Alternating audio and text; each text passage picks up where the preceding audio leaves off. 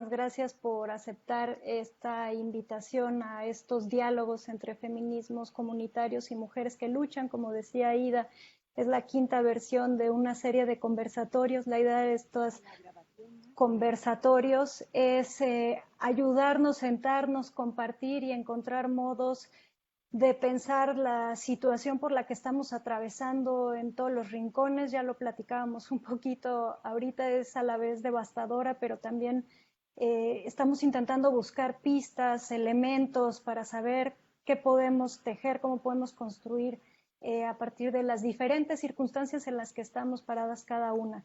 Como hemos tenido algunos problemas para iniciar esta transmisión, no quisiera comerme más el tiempo de las participantes, de modo que yo creo que lo mejor es empezar este diálogo.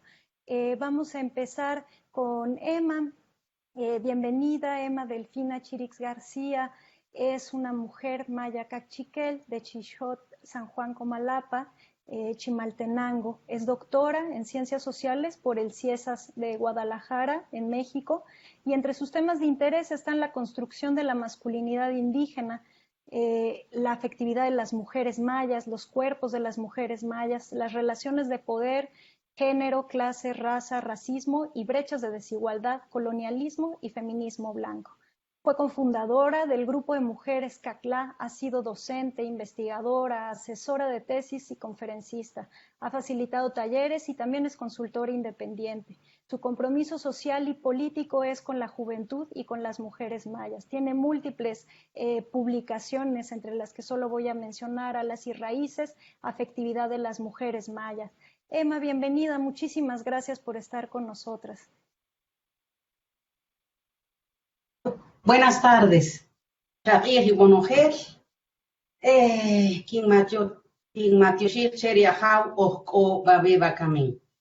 Quiero agradecer al Nahual que guía el día de hoy, que es el Nahual Janil, Nahual de la semilla, y Nahual también de la semilla de los conocimientos, de los saberes, de los Naoj, que nos da luces para inspirar en este día y que podamos ver la claridad. Agradezco a las coordinadoras del evento por juntarnos y abrazarnos. Quiero dedicar mi participación a mis ancestras indígenas, en particular a mis ancestras mayas que han legado su lucha contra las injusticias, el saqueo de tierras, la explotación y las opresiones, en especial las violaciones sexuales, que ha sido una forma de sometimiento y opresión de nuestros pueblos.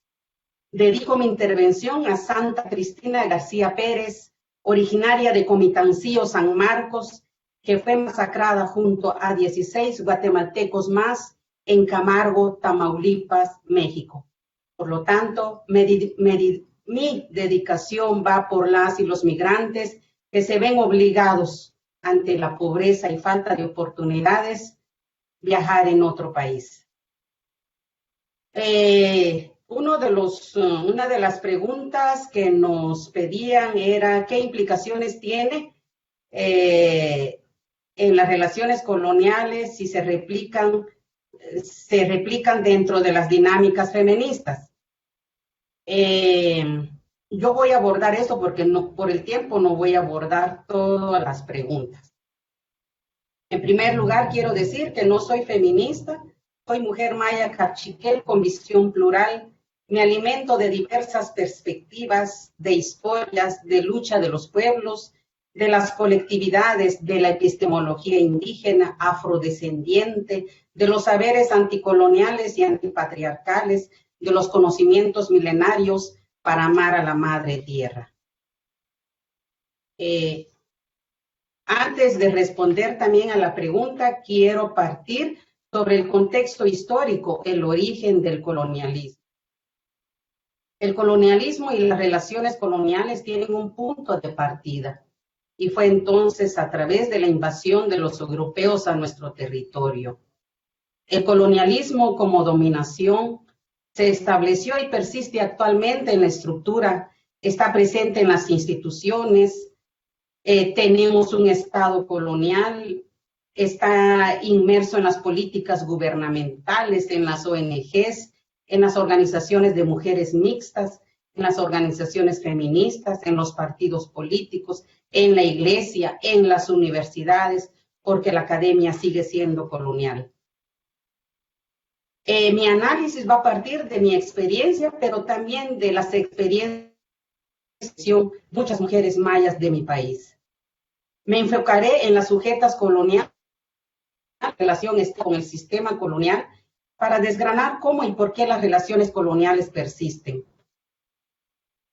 Las feministas blancas coloniales se han convertido en un feminismo hegemónico, han marcado relaciones de poder coloniales porque han sido portadoras de procesos de civilización, de modernidad, de la blancura, la servidumbre como institución y el eurocentrismo, es decir, sostienen el sistema colonial.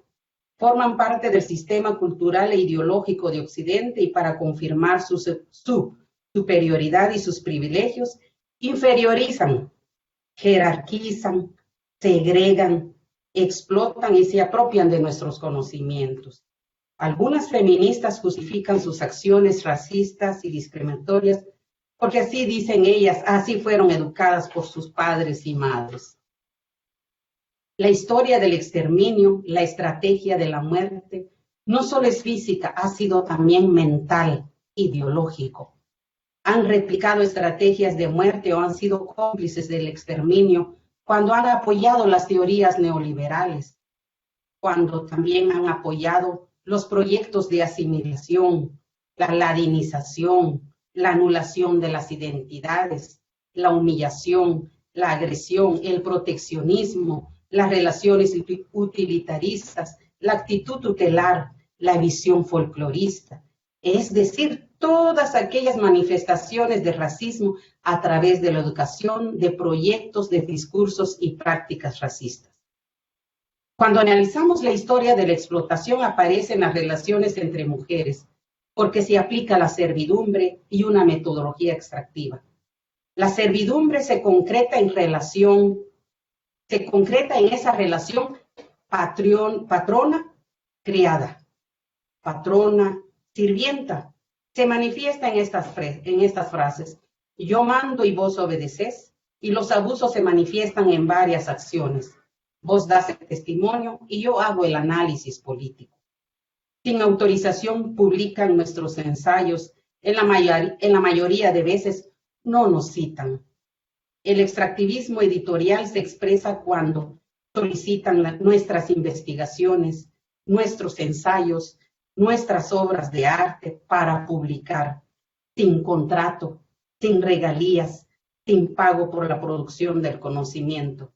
Se reafirma la existencia de un capitalismo cognitivo, porque lo que interesa es la acumulación que se funda en la apropiación y el control del saber, del conocimiento individual y social para generar o crear riqueza. Esto de alguna manera lo habla Andrea Fumagalli sobre la bioeconomía. Desde el discurso de la solidaridad, a veces nos dicen, queremos apoyarte con la impresión de tu ensayo, sin pago alguno. ¿Acaso no se dan cuenta que no nos alimentamos de aire y que no podemos escribir con el estómago vacío? Algunas feministas apoyan a estas librerías editoriales extractivas, viven a costa de las escritoras mayas, siguiendo el hulo de la falsa solidaridad. Hace 20 años una organización feminista nos alquiló un pequeño cuarto para oficina con un costo de 1,000 quetzales, con un baño sucio y con problemas de luz eléctrica. Una feminista en la CEPAS nos afirmó, no se preocupen, les vamos a pagar. El pago nunca llegó. Las ladinas utilizan una metodología extractiva. Como lo dije anteriormente, su discurso es de valorizar el conocimiento occidental y el pasado maya, pero invisibilizan la transmisión intergeneracional del conocimiento maya, los proyectos de vida y las resistencias en su creación profunda, y menos hablan de nuestra espiritualidad. Actualmente continúan desconociendo nuestros aportes teóricos, políticos y económicos, es decir, han naturalizado el conocimiento eurocéntrico. Nuestra contribución teórica no ha sido tejida con colores en los feminismos. En otras palabras, nuestros conocimientos y pensamientos no ocupan todavía un lugar teórico epistémico en Abya Yala. Varias feministas de mi país se han quedado estancadas, pero el efecto de poder femenino blanco sigue presente en los diversos espacios sociales. Han normalizado lo occidental, la homogenización de categorías como el género, insisten en el género, insisten en la mujer, insisten en las vulnerables, niegan la clase y la raza, normalizan una opresión, pero no les interesa otras opresiones. Ha existido una política que no solo excluye, sino anula las identidades. En mi país, la implantación del biopoder ha sido histórico. Este biopoder se materializa a través de la segregación y del control. Se ha distribuido a las personas en diferentes grupos, más la subdivisión de la población, y este mismo esquema de jerarquía y de separación se ha implementado en varias organizaciones de mujeres. Existe una jerarquía racial y de clase en las instituciones gubernamentales y en las organizaciones de mujeres. La jerarquía racial se plasma en los privilegios, en el poder y en los salarios. En el triángulo de poder, las mujeres blancas y ladinas se ubican en el primer plano. Luego seguimos las mujeres indígenas y en el último peldaño, las mujeres afrodescendientes. Esta segregación ha generado históricamente el distanciamiento racial y social. Generalmente a las mujeres indígenas nos ubican en roles de trabajadora de campo o promotora de campo. Varias sostienen y promueven la segregación racial. Por ejemplo, no quieren comprender que las becas de educación son para indígenas. Viven de los programas o proyectos para indígenas, pero además también de las víctimas de la guerra. Sobre el pago de salarios o de honorarios, no se negocia todavía. Existe la idea de no pagar por una conferencia, por un taller. Existe la costumbre colonial que nosotras tenemos que hacer, la campaña, pagar ad honorem, hacer el trabajo regalado. La invitación a un taller sobre racismo, que yo pasé esta experiencia y me dijeron, no tienes pago. Y yo digo ahora, mis tatarabuelas, mis abuelas, mis ancestros y ancestras ya tributaron hace más de varios siglos. Y yo ahora decido no hacer más trabajo regalado. No queremos caridad, sino justicia, derechos, autonomía para sostener nuestras vidas y el de la madre tierra. Y de alguna manera saco la conclusión de decir, cuando dice qué implica, qué efecto tiene esto, que existe la perpetuación del feminismo blanco y los efectos son incremento del racismo, de las desigualdades, la corrupción por el pensamiento colonial y acciones coloniales, la desconfianza, la decepción. Yo no sé, y pregunto ahorita a la coordinadora del evento si hablo ya de las alianzas o me quedo en la primera pregunta. Muchas gracias, Emma. Me parece que estamos sobre el tiempo. Lo podríamos hablar sobre las alianzas en el diálogo abierto. Si Perfecto, claro que sí. Bueno, muchísimas gracias por esta intervención. Quisiera pasar los mensajes que estamos recibiendo de manera simultánea desde las redes. Valentina Padilla, Mara Rajab, Bautista López mandan saludos. Y Ixchel Ayes felicita muchísimo y agradece muchísimo la intervención de Emma. Muchísimas gracias. Como Emma mencionaba, tenemos 4 temas que convocan a platicar. Cada quien tiene la libertad de abordarlos como mejor considere. Uno es el que ha planteado ya Emma sobre el colonialismo en los feminismos, también sobre las alianzas, sobre las formas de lucha y la cuestión de las mujeres en los tiempos de pandemia. Ahora voy a dar la palabra a Millaray Painemal Morales, quien es coordinadora de la Red de Mujeres Mapuche Tragún Pusomo y socia fundadora de la Asociación Nacional de Mujeres Rurales e Indígenas. Algunos de sus textos son Las mujeres mapuches y la lucha por nuestra autonomía territorial, Mujeres mapuche y sus luchas por un buen vivir para todos y todas, a parar la violencia estatal contra el pueblo mapuche. Ha sido docente e investigadora en diversos proyectos. Le agradezco muchísimo que esté aquí y le doy la palabra. Muchas gracias.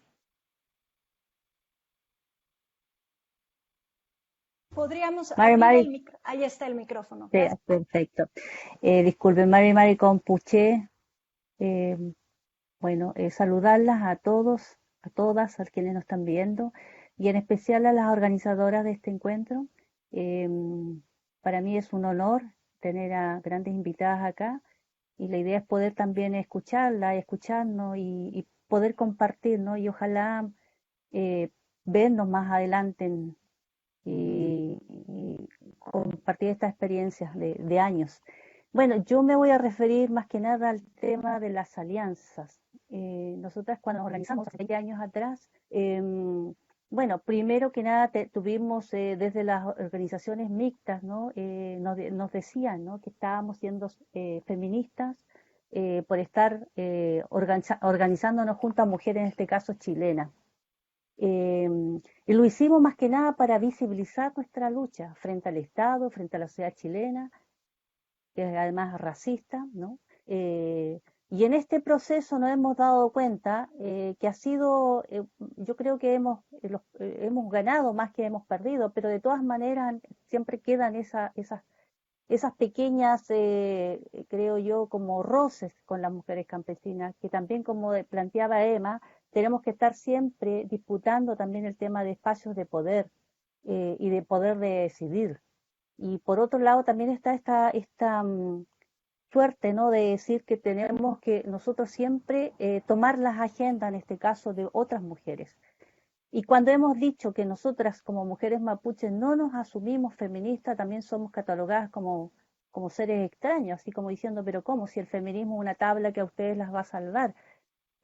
Sabemos la importancia de las alianzas entre mujeres campesinas, mujeres chilenas, y podemos unir algunos puntos, pero hay otras cosas que decimos que no logramos encajar junto a ellas. Sobre todo yo recuerdo para el 8 de marzo, tanto del año pasado como de este año, en esa lógica que le dicen que hay que, una huelga, ¿no? Hay que no ir al trabajo, no ir al supermercado, en una lógica también muy urbana. Entonces nosotros decíamos, nosotros no podemos parar, en el campo no se para, en el campo tenemos que preocuparnos de todo el tema de nuestros animales, de la familia, del cuidado de ancianos y ancianas, en este caso, que me toca personalmente a mí. Entonces creo que de repente cuando se imponen estas agendas, yo creo que esas son las cosas que a nosotros personalmente no nos gustan, ¿no? Pero pensamos que sí, que es una manera también de estar aliada a una organización nacional y además a redes transnacionales es bueno. Y en este contexto de pandemia creemos que es muy importante el estar unidas. Hoy en día, hace mi organización de base, estuvimos juntando todo lo que significa el tema de las semillas para justamente enviarles a gente que vive en las ciudades, en la cual hoy en día está pasando hambre, con la idea también que ellos puedan replicar esta forma, ¿no? de trabajar con los huertos urbanos. Hoy en día también nos encontramos con la militarización del territorio. Y en este contexto las mujeres tenemos que estar luchando, ¿no? Contra esta represión estatal, contra esta represión también que está en el día a día, donde las cuales las mujeres no podemos, en este caso, salir a vender los productos, y cuando hemos salido la policía reprime con mucha más fuerza, ¿no? O sea, al Estado les interesa a las mujeres indígenas que estemos en el rol más simbólico, el folclore, pero cuando hemos demandado derechos sociales y políticos, eso como al sistema no le gusta. Y no le gusta también a veces a nuestras propias compañeras de lucha, ¿no? En este caso a las mujeres chilenas, cuando hemos señalado que también queremos disputar estos espacios hoy en día en la Convención Constituyente. Necesitamos estar ahí. Tampoco estamos pensando que la Constitución lo va a resolver todo, porque en definitiva estamos luchando contra un capitalismo, ¿no? Que hoy en día, a través de la Constitución, pretende, ¿no? que a lo mejor que quede bien bonito en esta Constitución, pero en definitiva en la matriz productiva de desarrollo es difícil que cambie. Por lo tanto, yo creo que el desafío nuestro hoy en día es luchar en el territorio, en lo más micro, ¿no? El decir que la cocina también para nosotros se ha convertido en ese espacio de lucha, de recuperación de nuestros saberes, esa recuperación también que viene de nuestras abuelas, que está ahí. Sabemos que tenemos que seguir avanzando, ¿no? Haciendo estas alianzas entre el campo y la ciudad, entre mujeres campesinas, mujeres chilenas y mujeres indígenas. Yo lo voy a dejar hasta aquí ahora para también igual poder escuchar a las otras hermanas porque el tiempo apremia. Así que lo dejo ahí, estimadas compañeras. Muchísimas gracias. Voy a dar la palabra ahora a Cristina Cucurí Miñarcaja Esquicho Apurúa de Chimborazo, Ecuador. Ella es coordinadora de la Red Provincial de Organizaciones de Mujeres Quichuas de Chimborazo. Es integrante del Consejo Directivo de la Red de Educación Popular entre Mujeres de Latinoamérica y el Caribe, exdirigenta del territorio de la Confederación de los Pueblos Quichuas de Ecuador, del 2016 al 2019, y exconcejala del Gobierno Autónomo Descentralizado Municipal del Cantón de Riobamba. Es exvicepresidenta, además, de la Corporación de Organizaciones Indígenas de Calpi, y es una activista que ha estado involucrada durante muchos años en los procesos y en las luchas de los movimientos de mujeres y del movimiento indígenas del Ecuador. Así es que, Cristina, muchísimas gracias por estar con nosotras y te paso la palabra. Allichishi turikuna, ñañakuna, puntaka Pachamama, Pachacama, apukunata, kay parlanakuyta, yuyaykunata kupay nishpa mañapani, y shinallataj red feministas decoloniales tapish ashkata contentapani kikinkuna kayashkamanta kay parlukunata parlanakunkapaj. Buenas tardes, hermanos y hermanas de todas las a través de las redes sociales que nos están escuchando, reflexionando internamente también o tal vez en grupo. Y agradecerle profundamente a la Red Feminista de Coloniales que me ha invitado, a Ciesas, a Mariana, a Rachel, a Aida, que les conozco de bastante tiempo y hemos empezado a trabajar.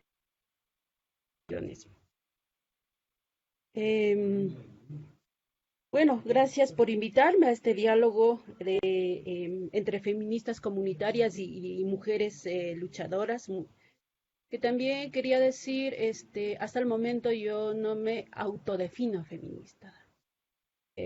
Como decía las hermanas antecesoras, que también en muchos espacios nos han dicho, ustedes ya trabajan en el proceso y todos los conocimientos, la teoría, la categoría del feminismo, entonces ya debería ser, ya ustedes son feministas. Y nosotras hemos dicho, nosotros sabremos cuándo nos autodefinimos. Nadie nos tiene que decir, ya tienen que definirnos. Entonces, algún momento será o tal vez no será el camino de definirnos. El hecho de que nos etiquetemos no significa que ya vamos a cambiar el mundo, sino las acciones que hacemos, el sentir pensar de las mujeres. En esas preguntas que nos ha compartido también parto de 1492, cuando los ibéricos europeos invadieron a los territorios de Abya Yala, hoy América. Se implanta en algunos casos y en otros se refortalece, como el patriarcalismo, el colonialismo que Ayala habló, el racismo, cuando a nuestros abuelos y abuelas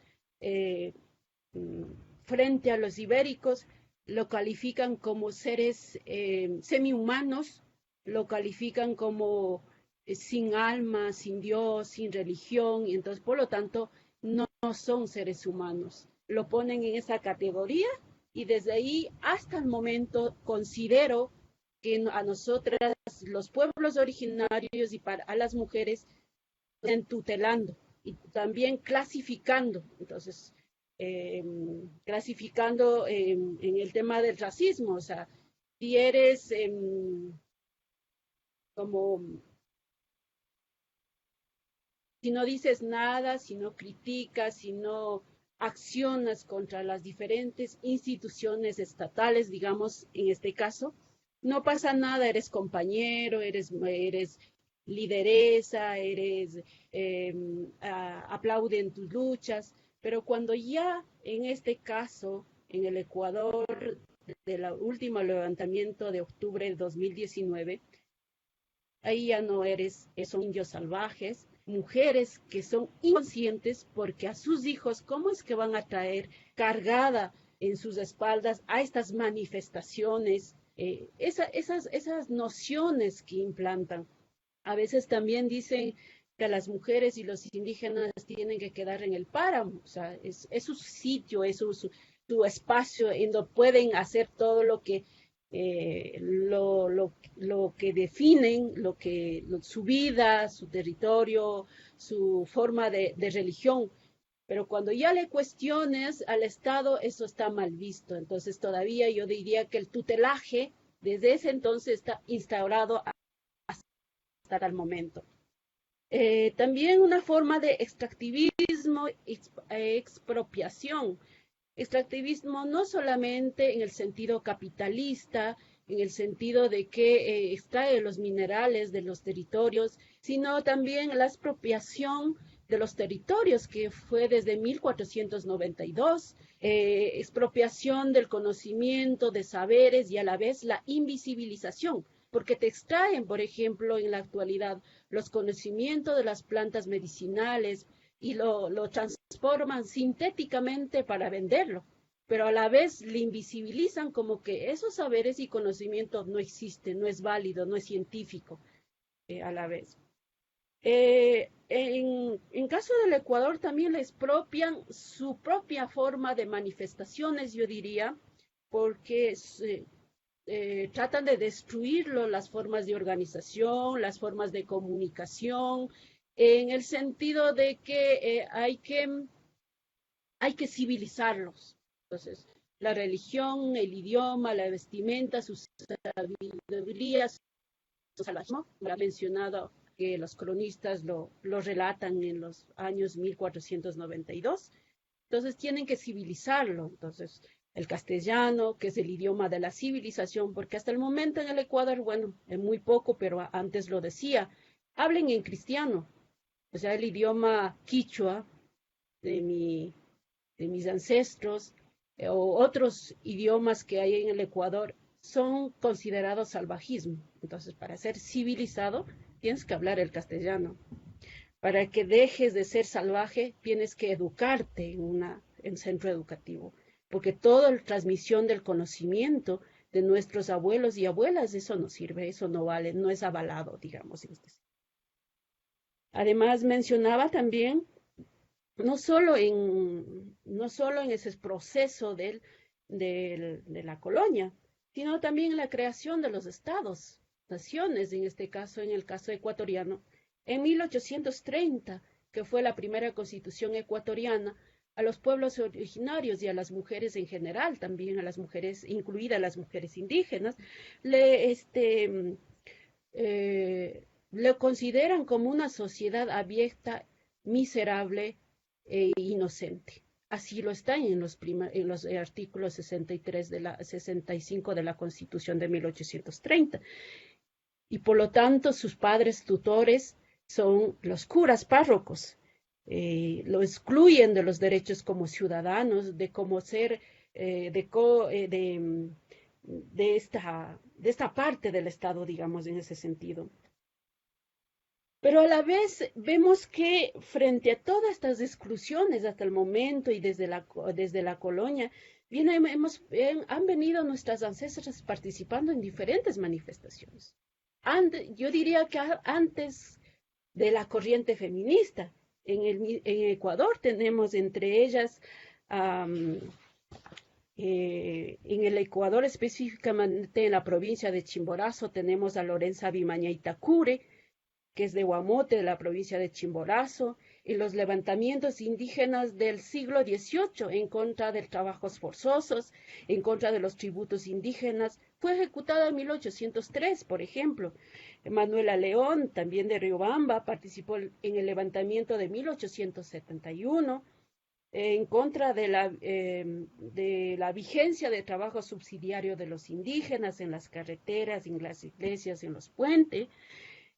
También tenemos otras mujeres indígenas como Dolores Cacuango, en 1930, que lidera las primeras huelgas de trabajadores agrícolas en la hacienda por un pago justo, organizó los primeros sindicatos de trabajadores agrícolas y además también la creación de las primeras escuelas bilingües. Otra ancestra que a mí me llama mucho la atención y me ilumina y me gusta resaltarlo es Tránsito Amaguaña, por ejemplo, en los años 1930-60, que es de Cayambe, del norte del Ecuador, junto con Dolores Cacuango, luchó en las acciones que ya les mencioné, pero lo que a más me llama la atención que Tránsito Amaguaña, o lo que a nosotros le decimos Mama Tránsito Amaguaña, rescata la rebeldía y la valentía de reconocer y luchar contra el maltrato a las mujeres y contra la violencia y abuso sexual a las jóvenes en las haciendas. Entonces fue ya en los años 30, 60, entonces yo diría que ya antes de que el feminismo ya toque la mirada, o por lo menos en América Latina. Entonces, bueno, a veces los pueblos indígenas también están cruzados por este colonialismo, racismo, exclusión, y no visibiliza este trabajo para mí y muy importante, sobre todo para las mujeres, que Tránsito Amaguaña enfrentó al marido violento, abandonó al marido, sacó todas las fuerzas y valentías, siguió en la lucha junto a su pueblo, no se afincó en la casa como algunas mujeres blancas les dicen, es que las indígenas pobrecitas no reconocen la violencia, hay que alfabetizar en los derechos. No, ella luchó. Ella también denuncia porque también se metió en el Partido Comunista y dice, los comunistas y los socialistas en ese entonces, cuando se fue a la Unión Soviética, dice que los compañeros socialistas, los comunistas, lo presentaron como la empleada doméstica de una de las señoras que estaban en ese entonces en la lucha. Entonces, no es solo, no porque son de izquierda, no porque son luchadoras por los derechos de los pueblos y pueblas, no ven que con ese ojo de tutelaje, con ese ojo de discriminación, de inferiorización en los pueblos indígenas. No sé si todavía tengo tiempo, yo quería contar una anécdota que nos pasó en una fecha, hace algunos tiempos atrás, el 8 de marzo, que se supone que es el Día Internacional por los Derechos de las Mujeres, que luchamos por reivindicar los derechos de las mujeres. Había una marcha en la ciudad de Riobamba y nosotras estábamos también participando y encabezando la marcha, y las mujeres urbanas profesionales, mestizas, no indígenas, digamos, participaron en ese proceso y dijeron, ahora nos toca marchar con las primas. Entonces, todavía no nos reconoce, por más profesionales en derechos que sean, las mujeres indígenas seguimos siendo primas, marías, por más que hayamos cruzado por estas universidades coloniales, seguimos siendo para ellas inferiores y en este caso. A mí me quisiera resaltar, no sé si tengo más tiempo, el tema. A mí me parece que una deuda histórica que tiene el movimiento de mujeres o feminista es tratar analizar, discutir, sacar propuestas, lineamientos de cómo el racismo entre mujeres, el colonialismo entre mujeres, la discriminación entre mujeres, porque no somos el hecho de ser mujer, es un sistema inmunológico que no estamos impregnados de estos taras coloniales, patriarcales, racista, excluyente, es capitalista, no. No es así. Entonces, ¿cómo estos temas también afectan entre nosotras para hacer una alianza efectiva entre mujeres?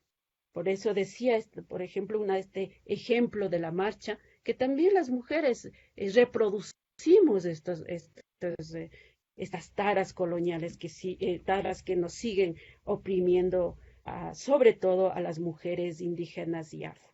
Hasta ahí yo dejaría para seguir continuando con la discusión. No creo que tengo tiempo. Muchísimas gracias, Cristina, por compartir tu palabra. Ahora es el turno de Luna. Luna Marán es originaria y ciudadana de la comunidad zapoteca de Guelatao de Juárez, en Oaxaca, donde ha desempeñado 4 cargos comunitarios. Trabaja desde hace más de una década en la formación no escolarizada, con la equidad de género, la diversidad y la comunalidad como ejes transversales. Es cofundadora del Campamento Audiovisual Itinerante de GECO, que es un espacio de aprendizaje autogestivo de cine comunitario feminista de Avia Yala, de Cine Tolab, que es una incubadora de proyectos audiovisuales que impulsa la creación de documentales, ficciones, animaciones, blogs y proyectos transmedia desde una perspectiva de cine comunitario, entre otros, muchos otros proyectos. Es directora de los documentales Me parezco tanto a ti y de Tío Jim, autora de los textos ¿Quién apagará los incendios?, El cine comunitario o Cómo aprender a escuchar, y de Nuestro propio espejo. Muchísimas gracias, Luna, por acompañarnos. Tienes la palabra. Bueno, pues muy buenas tardes a todas, todos, todix. Soy Luna, una alebrije zapoteco, y he decidido ser una alebrije, el cual se anima hecho de muchos animales, y he decidido ser una alebrije porque en un país que permite que sean asesinadas y desaparezcan las cuerpos de las mujeres, pero de ser mujer y de una por seguridad, para recordar a todas aquellas que ya están. Quiero honrar primero de Emma, de Millar, Cristina y de Asna, de mis abuelos, mis amigas, quienes me han compartir mi voz. Gracias a todas, todos que me puedan estar escuchando también. Celebrar la diversidad, no solo género, sino también la diversidad cultural. En esta historia compartida donde una cultura, la colonial, la patriarcal, intenta someternos día con mecanismos cada vez más novedosos y cada vez más agresivos. Quiero celebrar la diversidad en esta historia compartida, y para celebrar la diversidad hay que reconocer que no somos una historia de buenos y malos, somos muchos colores y estamos en un continuo trabajo frente a un enemigo común, el patriarcado, el capitalismo, el Estado. Todas, todos, todis que estamos aquí y que nos permiten su tiempo de lucha, contamos con privilegios que debemos renunciar. ¿Cómo se renuncian a los privilegios? Implica la renuncia a la historia hegemónica que de la construcción del cómo renunciamos al acceso, al intento del acceso al poder.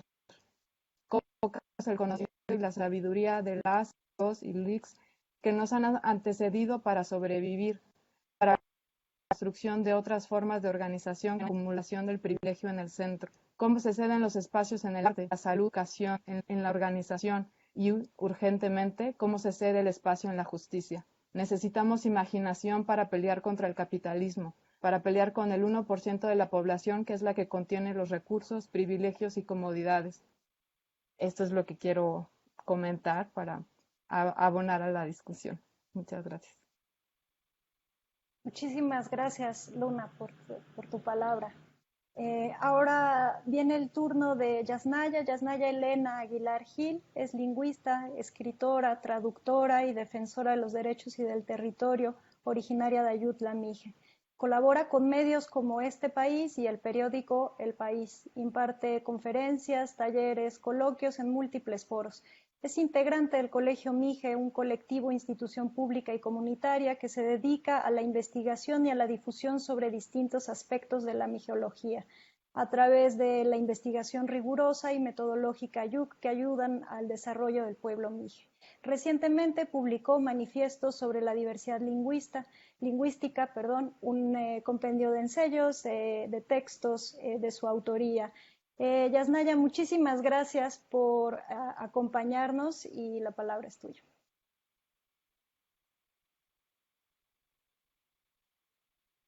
Hola, buenas tardes. Muchas gracias por la invitación y poder escuchar a todas las mujeres. Algunas no las había escuchado antes, entonces agradezco esa posibilidad de diálogo. Yo también quisiera concentrarme en la primera pregunta. Voy a ver si me da tiempo poder abordar las demás.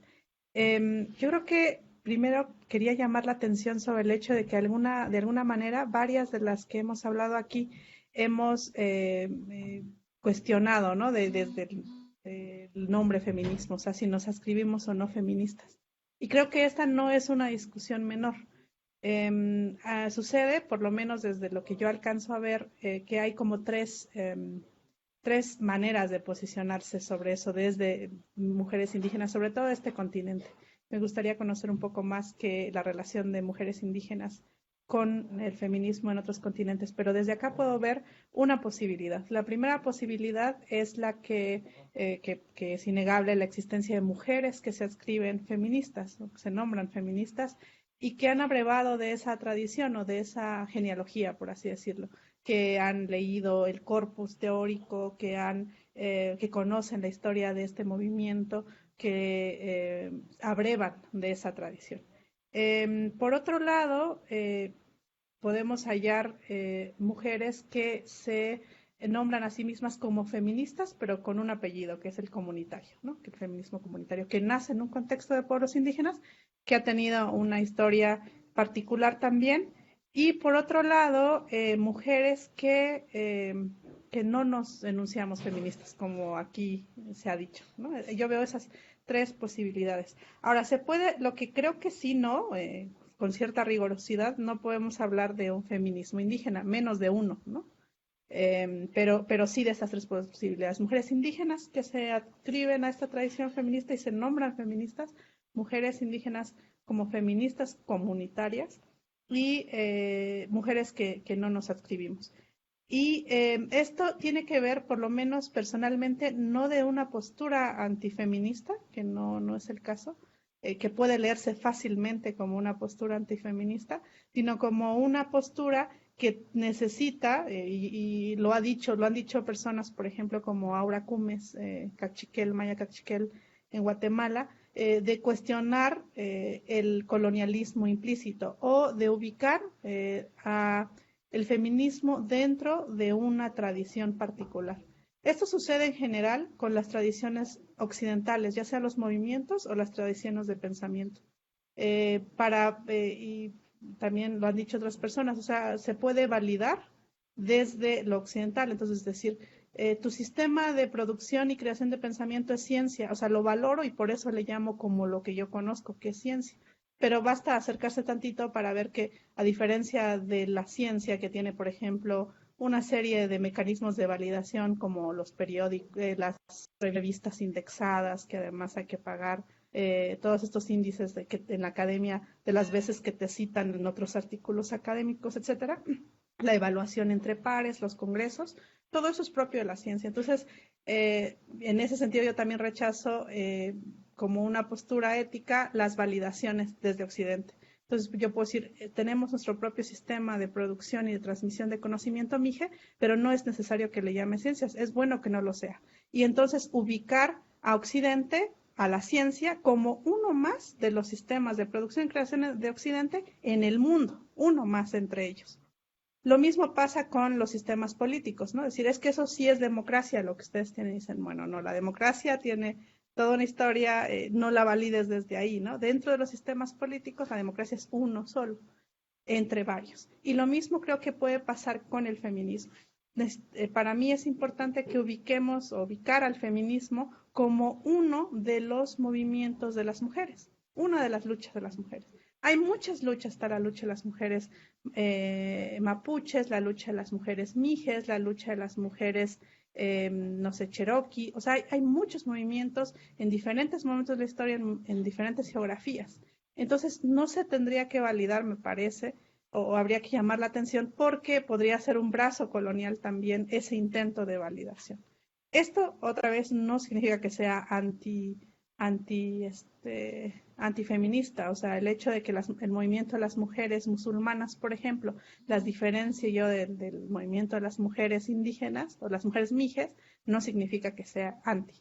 Pero bueno, puede leerse de ese modo. En ese sentido, creo que sí habría que ubicar, ¿no? En la clasificación y no caer en la tentación de la validación que captura. Yo me pregunto, pero no puedo dejar reconocer que hay muchas opciones, o sea que no todas las mujeres indígenas, por lo menos individualmente, tenemos que adscribirnos a esto. Yo creo que hay discusiones y no podemos negar eso, que hay mujeres feministas que se nombran indígenas.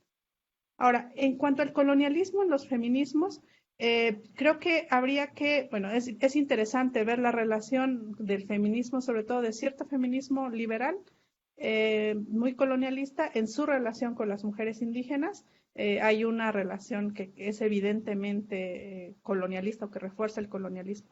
Pero necesitamos, creo, ver quién es el agente de poder, digamos, arriba, que está ordenando o está reforzando o ejerciendo esa relación, esa opresión colonial que se hereda del virreinato, por así decirlo. Y creo que en ese sentido es muy importante reconocer qué es el Estado. O sea, para mí ha sido muy importante reconocer que el Estado instancia estas maneras de clasificación incluso.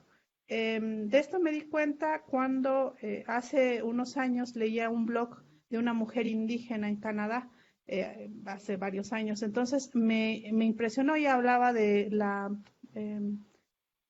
hablaba de su vida amorosa. Entonces decía, bueno, si yo voy a salir con alguien con quien potencialmente podría reproducirme, necesito que esa persona tenga tanto porcentaje de sangre indígena para que luego mis hijos tengan este porcentaje, se reconozcan mis hijos como indígenas y entonces podamos mantener ciertos derechos colectivos e individuales.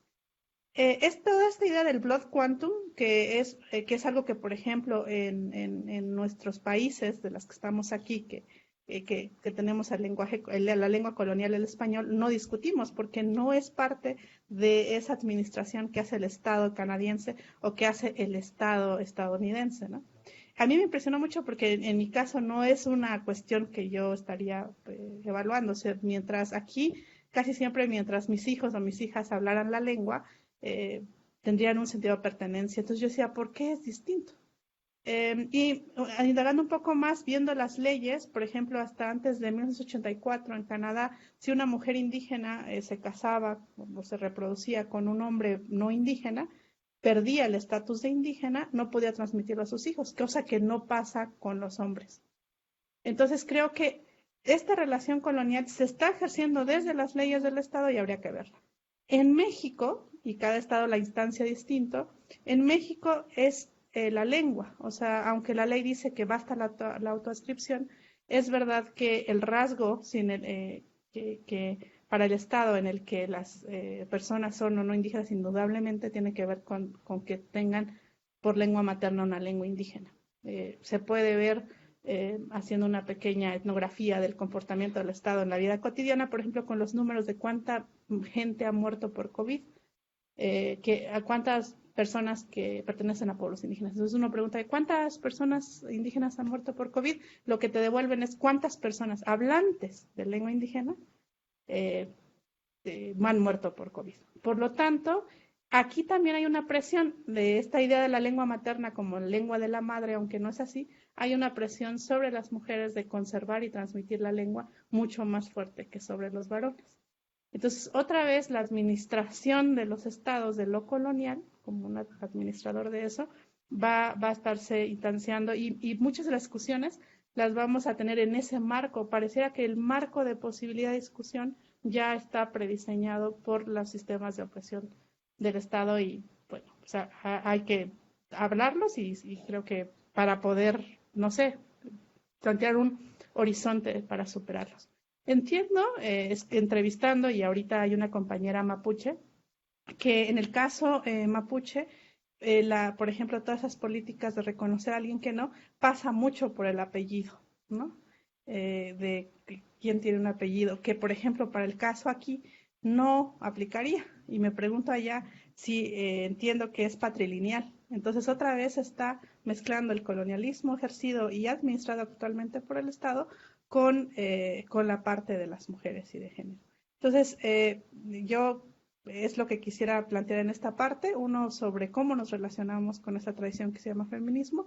Y dos, cómo, si bien no podemos negar que hay una relación compleja y tensa con cierta parte de los feminismos y que reproducen relaciones coloniales, irnos también a analizar el papel del Estado y cómo el blood quantum, la lengua, el apellido o cualquier política va a va a reforzar la relación de opresión, sobre todo con las mujeres indígenas, como pueden verse en el marco legal de diferentes estados. También hay una parte del feminismo interseccional que parece tomar en cuenta esta relación. Sin embargo, me pregunto, y creo que me gustaría discutir, el hecho interseccional a mí me genera muchas preguntas. Una de ellas es que están entendiendo esto por secciones, que es muy propio de la tradición occidental seccionar para el análisis, cuando creo que en la realidad están operando colonialismo y patriarcado y capitalismo profundamente imbricados. No soy la primera en decirlo, pero ¿qué tanto hablar de interseccionalidad podría oscurecer o podría ocultar, velar, que no es por secciones, ¿no? No lo sé. Bueno, muchas gracias. Muchas gracias, Resnaya, por esta intervención. Ahora lo que daríamos lugar es a una conversación entre todas las participantes. Creo que han habido muchísimos elementos para entablar el diálogo. Si alguna quisiera tomar la palabra, podemos pasar. Emma, me parece que además había quedado pendiente la cuestión de las alianzas. A lo mejor este es el tiempo si todavía quieres hablarnos un poco al respecto. Bueno, sí tengo sobre las alianzas y tal vez si me da tiempo también sobre qué hemos hecho las mujeres en el tiempo de la pandemia. Sí. Pero bueno, creo que en relación a las alianzas, creo que es una pregunta que se ha hecho durante varios años. No es la primera vez. Recuerdo cuando integraba una organización de mujeres o en los acuerdos de paz, se hablaba también de las alianzas. Yo creo que en este contexto, antes de tejer alianzas, es importante como sacar tiempo y energía para vivir un compás de espera para renacer. Es importante hacer un profundo reconocimiento de quiénes somos, qué estamos haciendo y hacia dónde vamos. ¿Quién soy yo o quiénes somos nosotras? Significa revisar mi historia, nuestras historias, mi origen, nuestros orígenes. Y digo yo que no podemos caminar juntas porque el ser sigue siendo racista. ¿Qué quiero decir con el ser sigue siendo racista? Porque de alguna manera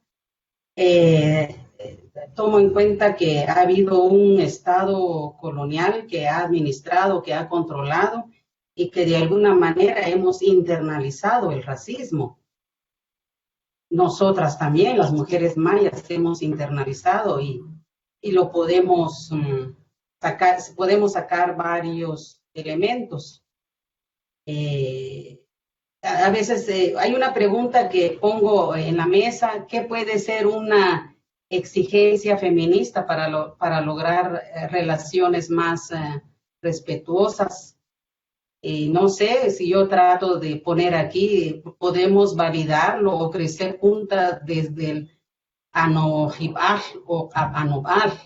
nuestra forma de ser y actuar, o desde el amor, el cariño, el afecto, el respeto, la humildad.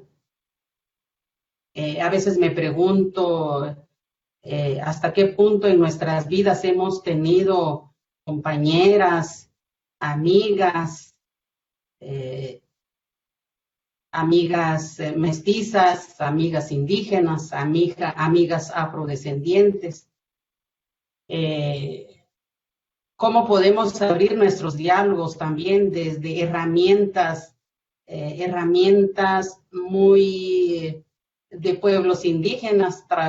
Puedo mencionar desde el Pixap, el Choloj, o las manifestaciones de la espiritualidad, que también da muchas herramientas, o cómo lograr esa comunicación entre nosotras, que esté tejido con la madre tierra, desde el talento de cada una, desde esa posibilidad real y objetiva.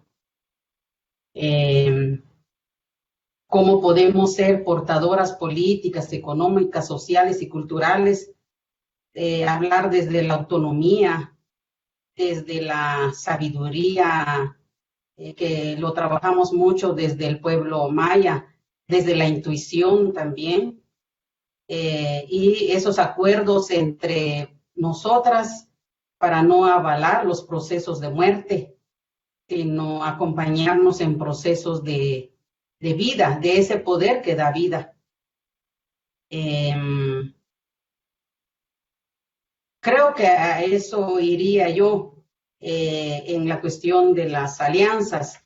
Hay muchas herramientas desde una visión, la visión de la vida que tenemos los pueblos indígenas, cómo compartimos eso también con las demás para volver a renacer, para ver luz en el camino, para lo de hoy, para lo de mañana. Yo creo que la pandemia nos ha sacudido un poquito nuestra forma de pensar, nuestra conciencia.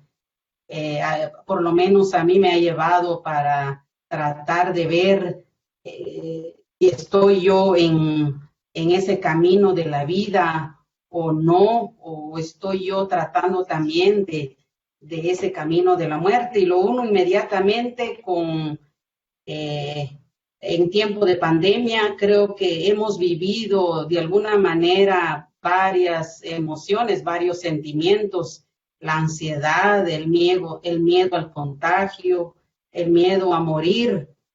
Hay emociones que han ocasionado un cortocircuito en nuestros cuerpos y mentes. Y siempre decimos como que me estoy enfermando más de los nervios. Hemos experimentado un silenciamiento del cuerpo, pero también un renacer, eso es lo más importante. Y algo que he podido ver en relación a la pandemia es que no nos hemos quedado sentados, quietos, hemos sido mujeres y pueblos en movimiento. Yo me sumo aquí porque digo, hemos abastecido los mercados locales y regionales con nuestras verduras, la venta de animales domésticos. Nos apoyamos entre nosotras en diversas actividades. Hay más mujeres que cultivan en casa. Antes como que se estaba dejando eso. Ahora habemos más mujeres que cultivamos en casa, en pequeños huertos familiares. Y lo otro, aquello que siempre hemos creído, el valor y lo importante de nuestras plantas medicinales. Esto corrió en la voz y decir, esto tenés que tomar, y reconocimos las hierbas. No decíamos, pero esto no lo conozco, no. Entre las familias, vecinos, sabíamos de qué planta estábamos hablando y qué podíamos tomar en ese momento. Creo que eso nos volvió a reafirmar que hay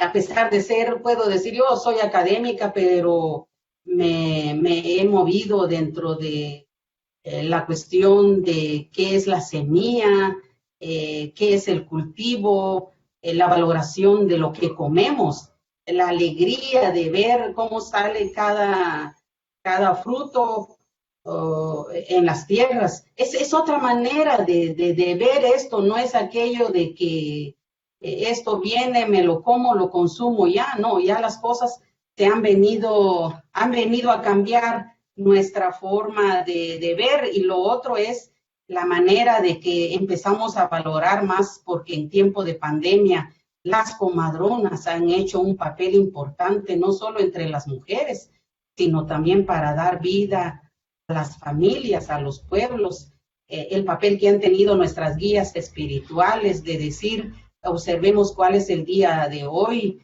cómo tenemos que vivir cada día. Y lo otro que más de alguna manera también valoro, y a pesar de que la medicina occidental, hay muchos médicos indígenas ahora que sí trabajan la medicina occidental, pero si no fuera por ellos también nuestros parientes, vecinos, no se hubieran podido salvar, porque si hablamos otra vez del Estado colonial, hay una marginación de la salud y de la vida de pueblos indígenas.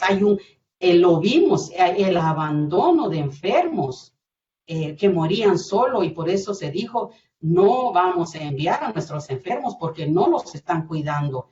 Tratemos de cuidarlo aquí, miramos cómo le damos vida. Entonces yo digo que aquí han habido personas que han dado vida a los pacientes con COVID.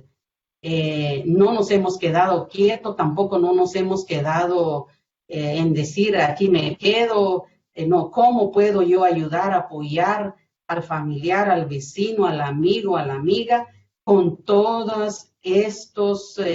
con todas estas personas que de alguna manera tienen autoridad dentro de nuestras comunidades, como hablé de las comadronas, las guías espirituales y de alguna manera los médicos?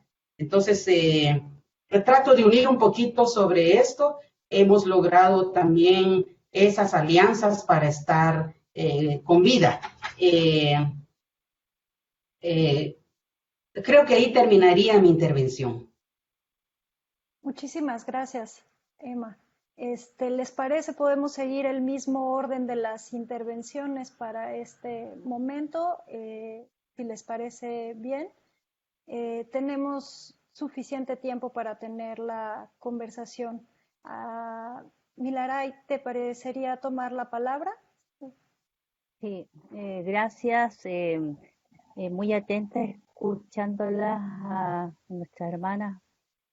Y yo creo que hay mucha similitud, ¿no? en la forma de expresar respecto a estos temas de los feminismos.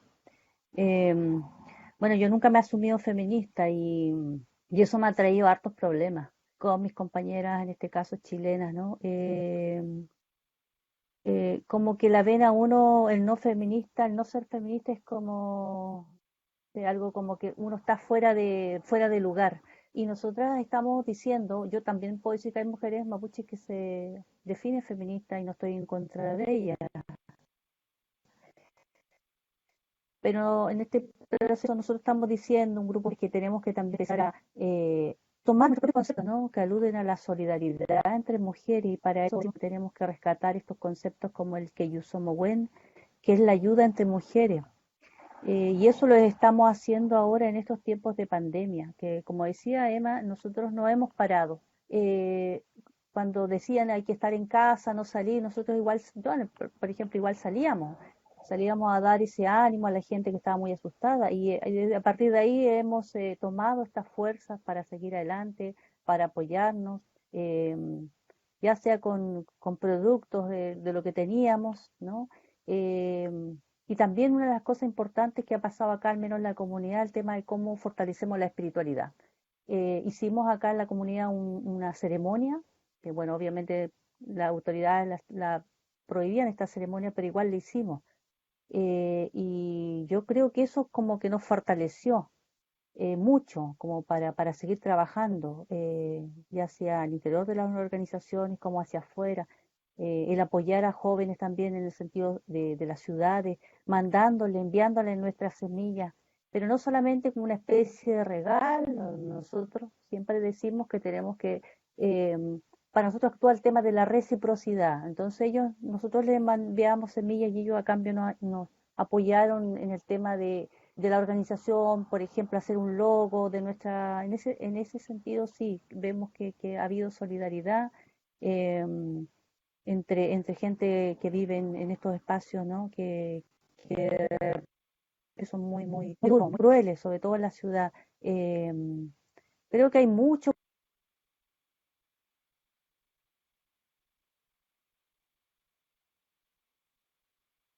Perdón, se fue el audio por un momento. eh, Caray. ¿Me escuchan? ¿Ahora me Ahí, escuchan? ahora escuchamos. Gracias. Perfecto. Entonces hay que seguir trabajando. Yo creo que las alianzas son necesarias, hay que seguir fortaleciéndolas y empezar también a cuestionarse, ¿no? Todo este tema de los racismos también, que todavía están, aunque la gente dice no, no soy racista, pero yo creo que sí, que está eso ahí aún, comenzar también a descolonizarnos también de nuestro lenguaje, de nuestras corporalidades también. Yo hace poco asumí que estoy ya siendo vieja y que no es malo, o sea, tener edad, ¿no?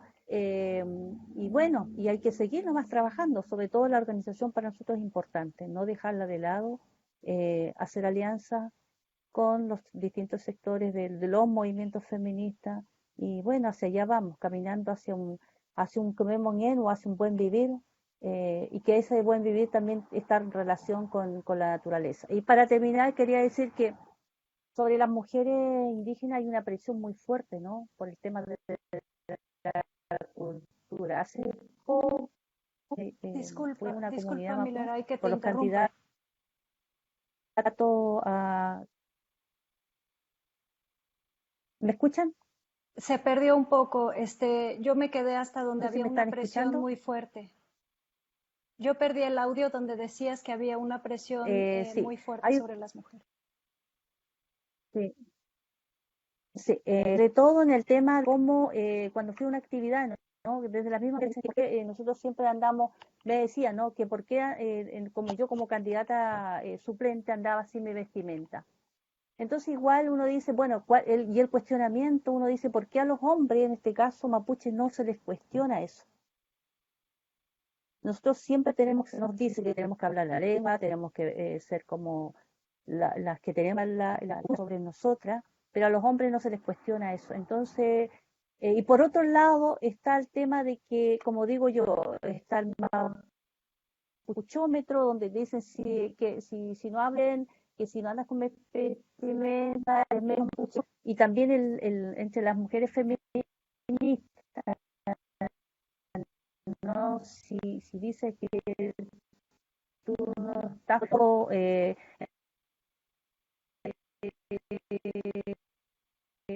hay que seguir resolviendo. Cada punto en común, con todo el que nos una, más que nos desuna. Y lo dejo para también escuchar a las hermanas, que me gustaría escucharlas ahora. Muchísimas gracias. Cristina, ¿te gustaría tomar la palabra? Y continuando,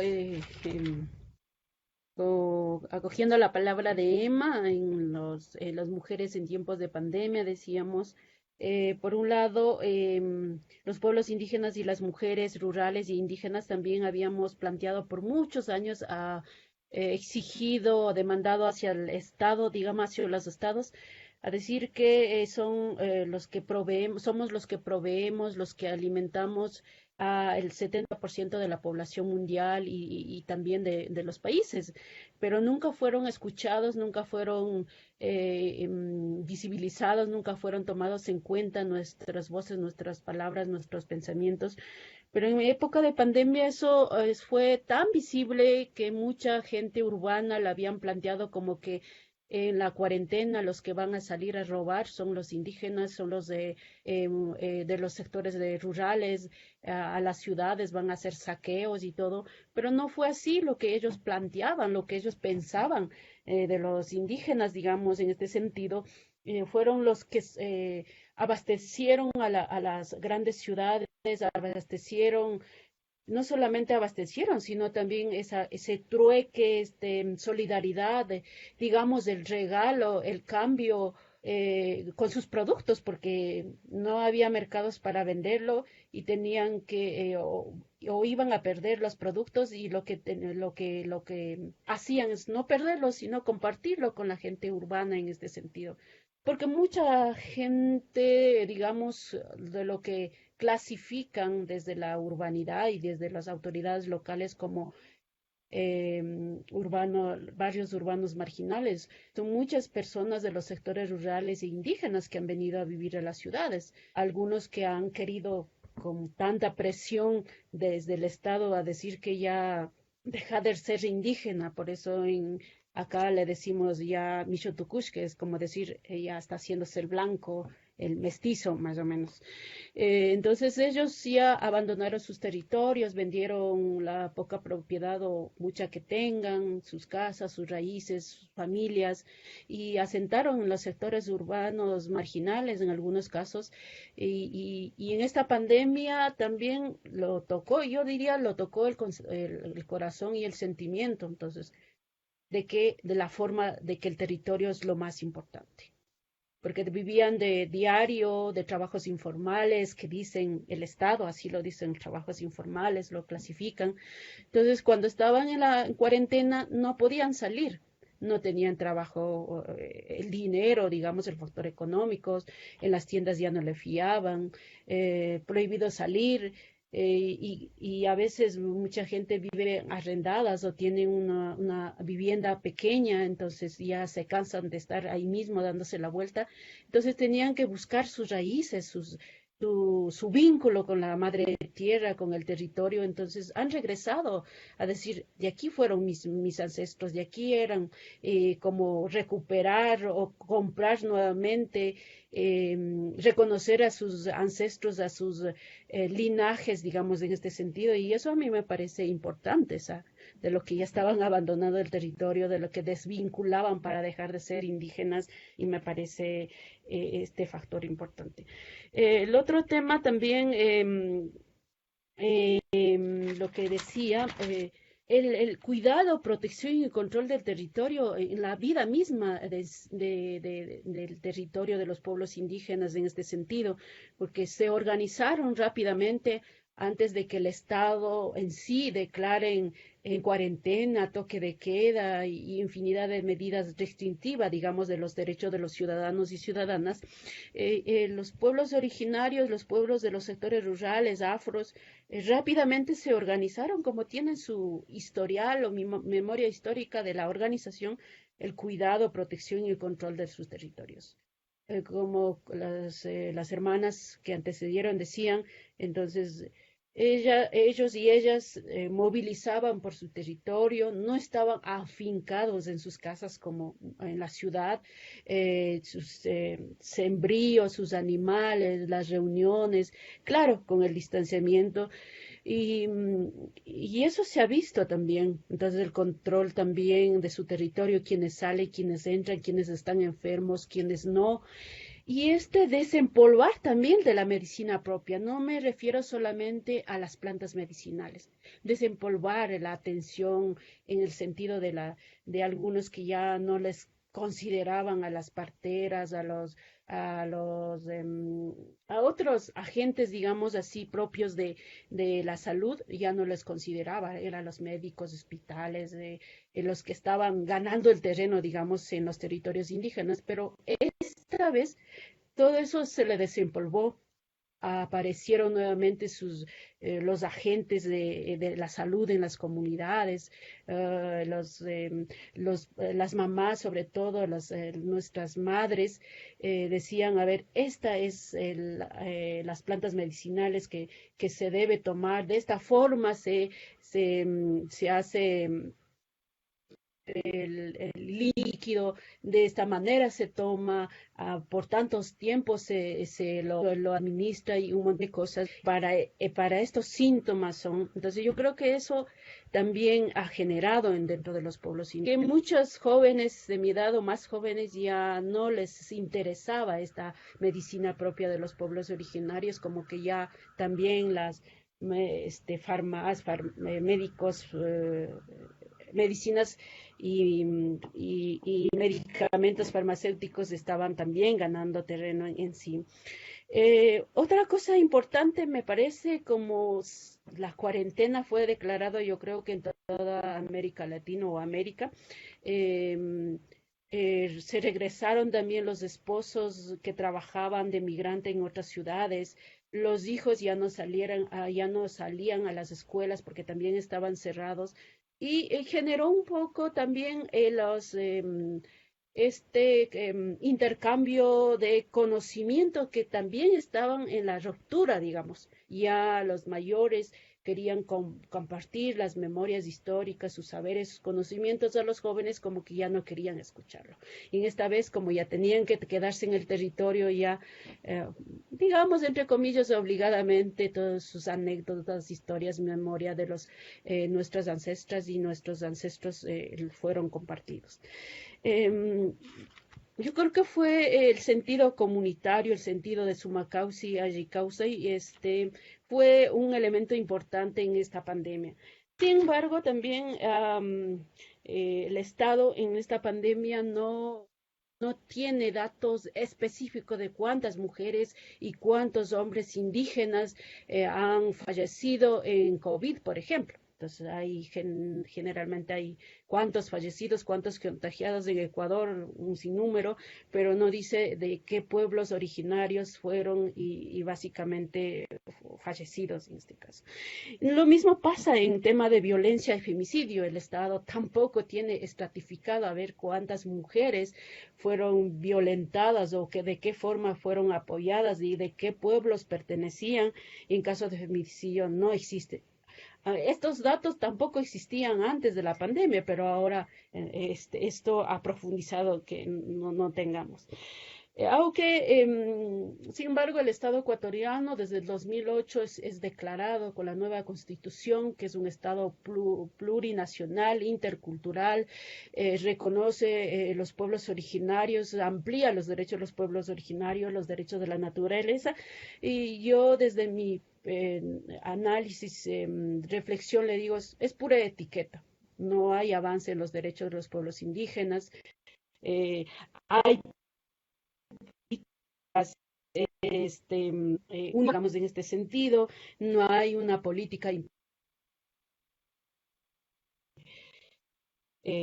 plurinacional. Por ejemplo, hay una ley contra la violencia para prevención y erradicación contra la violencia a las mujeres, de un marco general, algunos aspectos de las mujeres indígenas se invisibiliza, y además el acceso a las mujeres a la justicia indígena tampoco es recogida. Por un lado, digo, mejor, eso nos da mucha libertad de cómo ir trabajando el acceso de las mujeres indígenas sin que en nuestros territorios, sin que el Estado ecuatoriano nos empiece a tutelarnos y empiece a trazar líneas de que por acá tienen que hacerlo, de esta forma tienen que hacerlo. Básicamente en eso me quedaría en mujeres en la pandemia. Hay mucho que discutir en estos temas y sin embargo le doy el tiempo para mis otras hermanas. Muchísimas gracias, Cristina. Luna, ¿quisieras tomar la palabra?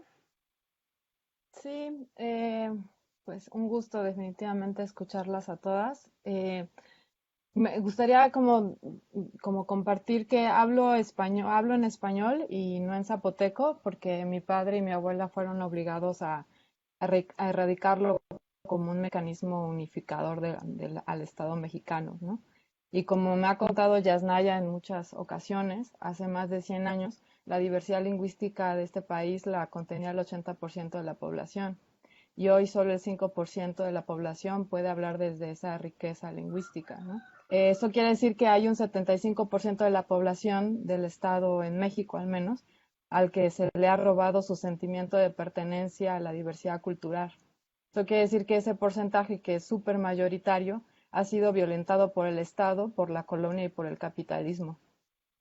Cassandra Leiva me decía anoche que el regreso a la raíz es un proceso de reconocimiento del dolor histórico, asumir el dolor y andar con él frente a un enemigo común que es el 1% de la población, que primero fueron nombrados reyes y ahora políticos, empresarios, los medios de comunicación, las redes sociales o ahora los mirreyes. Ese porcentaje tan mayoritario de personas es la víctima principal de este proceso de aculturalización y de ese proceso, desde ese reconocimiento se tiene que trabajar para entender cómo el que vive la violencia, el abuso, o sea, este 75% de la población que no se asume como indígena, es el que principalmente ejerce la violencia, ¿no? Lo que vivimos ha sido doloroso, y es doloroso porque el patriarcado, el colonialismo y el capitalismo solo funcionan en el ejercicio del poder, y eso es violencia. Más que cuestionarnos por qué sí o no nos nombramos feministas, la pregunta para mí es por qué los, las y los que no se asumen indígenas no lo hacen. ¿Son hijas, hijos de los reyes? ¿O su identidad no indígena es el resultado de la violencia colonial? Porque al reconocer el dolor histórico, como dice Cassandra, entenderían desde dónde nos es más urgente nombrarnos. La pregunta para mí debe cambiar: ¿cómo los no indígenas defienden el territorio? Porque son los principales que han perdido el territorio físico y el territorio simbólico. Pero para eso hay que aceptar que el horizonte dejó de ser rey o ser reina o ser magnate. Es reconocer que ese no es el horizonte, porque la única forma de dejar de ser magnate, que la única forma de ser magnate será oprimir a otras o a otros, oprimir al suelo que pisamos y el suelo que nos sostiene. Entonces, creo que para mí es urgente que las preguntas cambien, y para eso tiene que cambiar el paradigma, y para eso tiene que cambiar, digamos, la forma en que somos vistas las mujeres que pertenecemos a culturas indígenas. Tenemos que dejar de ser vistas como ignorantes o como pobres, ¿no? Y sí se tiene que transformar la imaginación de qué es realmente lo que estamos viendo cuando escuchamos o vemos a una mujer indígena hablar, ¿no? Para que se pueda transformar, y eso implica pues ejercicios de escucha profunda, ¿no? Aceptar que no tienes la razón, por más que te hayan enseñado tus padres y tus abuelos que los indígenas no saben. Hay que aceptar históricamente que eso es un error y que nosotras no somos ignorantes. Entonces, creo que hay mucho ejercicio y mucha chamba, pero no está de nuestro lado, está del lado de ese porcentaje tan alto, en el caso de México, ¿no?, de personas que fueron robadas y violentadas culturalmente por el Estado. Muchísimas gracias. Luna, tenemos todavía 10 minutos. La cantidad de saludos, comentarios, preguntas que ha llegado a través de todas las redes, es imposible ni siquiera leerlos todas. Se las vamos a hacer llegar a todas las participantes para que estén al tanto de cuál era la conversación que se estaba planteando en redes. Les voy a leer solo algunas de las que podemos. Hay muchísimos saludos. Joyce Kaufman dice: gracias por acercarnos a estas voces, ojalá se pueda repetir. Me queda preguntar si a nosotras nos compete alguna acción más allá de visibilizar esas voces y señalar el colonialismo, racismo, clasismo dentro del feminismo blanco. Ixchel Ayes pregunta por dónde empezar a deconstruir el feminismo de las mujeres blancas y mestizas, que consideran prioritario para hacerlo caminar hacia la comprensión del valor de las cosmovisiones, realidades plurales y luchas descolonizadoras de los pueblos originarios de América Latina. Muchas de estas preguntas fueron llegando antes de que se dieran ciertos fragmentos o ciertas partes de la conversación. Entonces creo que algunas de ellas fueron tratadas ya en sus intervenciones. También pregunta Militza Gulchner Montes: previa al proceso de colonización por parte de los europeos, ¿consideran que había opresiones en contra de la mujer? También le preguntan a Yasnaya, quien me parece que hemos perdido en la transmisión, si toda validación es captura, si puede ser un ejercicio para cuestionar la asimetría. Nos piden si podrían compartir algo sobre su lectura de otros feminismos como afro o negros. Hay quienes también preguntan, dice Mafer Ick, consideran que la categoría feminismos comunitarios puede servir como puente de enlace entre la lucha contra el sistema patriarcal y la lucha contra el despojo y extractivismo colonialista y capitalista. Mujeres urbanas se pueden autoadscribir como feministas comunitarias y también son defensoras de los territorios culturales y ambientales. Luego hay una serie de comentarios y de críticas que coinciden, algunas sobre la lectura de la interseccionalidad. También nos preguntan, esto lo han desarrollado ampliamente muchos de ustedes, por qué no se definen como feministas y qué las lleva a decir eso. Creo que fue bastante planteado por cada una en su momento. Las preguntas siguen, son muchísimas. Quisiera aprovechar estos pocos minutos que nos quedan para preguntar si alguien más quisiera tomar de nuevo la palabra para hablar de nuevo. No sé si Sí, Cristina. me puede dar un espacio. Me recordó algo que decía Luna cuando decía del dolor histórico, cuando decía que recordando o conociendo la memoria histórica también se recuerda o vive el dolor histórico. Pero ese dolor histórico para mí es la fuerza y la fortaleza para seguir en la lucha, en la emancipación contra el y todas las taras que existe, que es un sinnúmero de taras. Yo creo que hay que revivirlo, la memoria, hay que revivirlo y remover histórico. Eso te da esta fuerza, esta fortaleza que decía. También yo creo que una forma es recuperar también nuestro idioma y no solo hablarlo, sino sentirlo y saber las raíces, porque para mí el idioma es la raíz de la raíz del conocimiento de la vida del pueblo. Entonces, si perdemos, yo creo, el idioma, también perdemos una parte de la vida de los pueblos, porque el idioma también es el conocimiento, es de generación. Hay un montón de, como dice, desde la academia, la categoría, la teoría, pero desde el territorio comunitario de los pueblos indígenas. Entonces, yo creo que hay que desempolvarlo de ese sentido.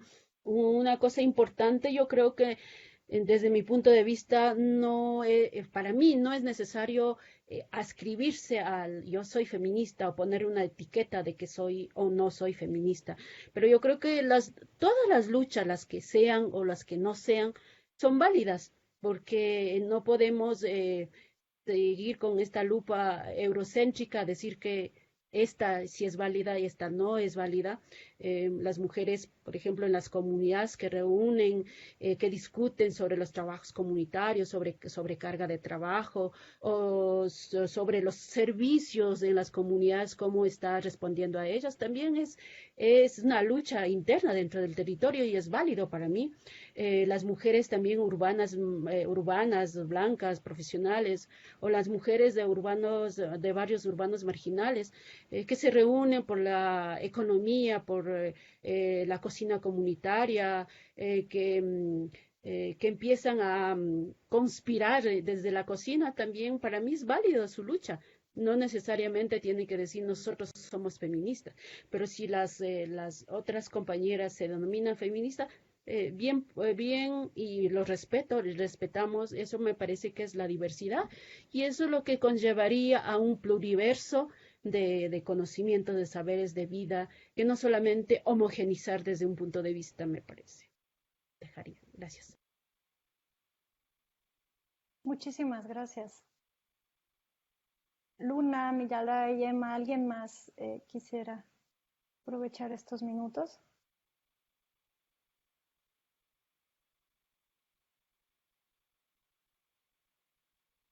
Bueno, Yo, pues bueno, lo único ahí está.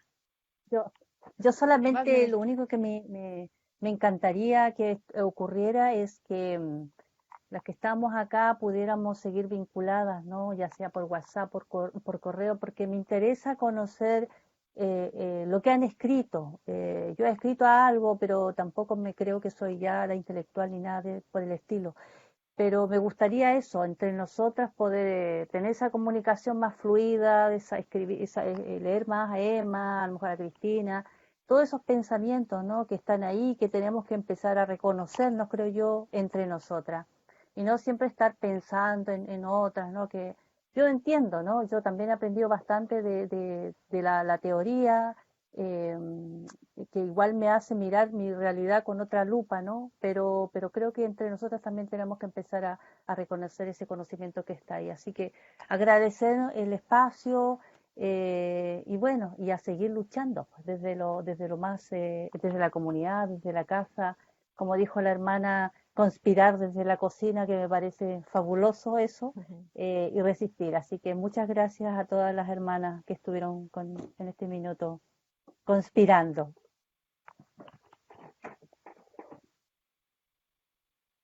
Pues en ese mismo sentido, pues una celebración a escucharlas y a la continuidad de esa escucha. A quienes nos están viendo y escuchando en otras partes del mundo, invitarles a que asuman sus responsabilidades y reconocerse y renunciar a sus privilegios. Que dejen de ocupar nuestro tiempo para nosotros, se los explicamos. Así como las mujeres podemos identificar claramente que queremos hacer la que le corresponde a los hombres, tampoco las mujeres indígenas tenemos por qué hacer chamba a quienes no se reconocen como personas indígenas. Entonces creo que la chamba les toca a ustedes, sobre todo porque tienen mucho territorio físico y simbólico que recuperar y que reconocer, y entiendo que eso es un proceso difícil porque el proceso de reconocer el dolor que antecedió a nuestros padres y a nuestras abuelas es muy cabrón, pero como dice Cristina, esa es la fuerza que nos va a permitir cambiar el mundo. Muchísimas gracias a todas las que participaron. Ha sido una escucha riquísima. Solo a nombre de la Red de Feminismos Descoloniales les queremos agradecer la generosidad, el hecho de que hayan aceptado compartirnos este espacio, este momento de escucha. Estamos de acuerdo en que ojalá que se mantenga y nos permitan seguir aprendiendo. Personalmente les agradezco muchísimo la generosidad, la potencia de las palabras, la generosidad creo de la crítica, el haber compartido cada una de estas experiencias. Y personalmente me quedo con esto que han planteado en distintos modos. Es una pregunta que tenemos flotando sobre todo en los últimos años y de manera más inmediata ahora con la pandemia, esto que se planteaba de si todas las luchas de mujeres, todas las formas de organización de las mujeres se tienen que plantear como feminismo. Creo que ustedes han planteado una respuesta, a mí me parece más que satisfactoria. Lo que tenemos que buscar es la ayuda entre mujeres, la lucha entre mujeres, y no el ver cómo subsumimos todas esas luchas en las mismas etiquetas, porque eso nos puede resultar contraproducente. Les agradecemos muchísimo a la audiencia la paciencia que tuvieron por el retraso que tuvimos para empezar esta transmisión. Esperamos en los siguientes conversatorios que nos sigan viendo, escuchando, y con eso daríamos fin a esta transmisión. Les agradezco muchísimo de nuevo, de todo corazón, que hayan estado con nosotras. Muchas gracias.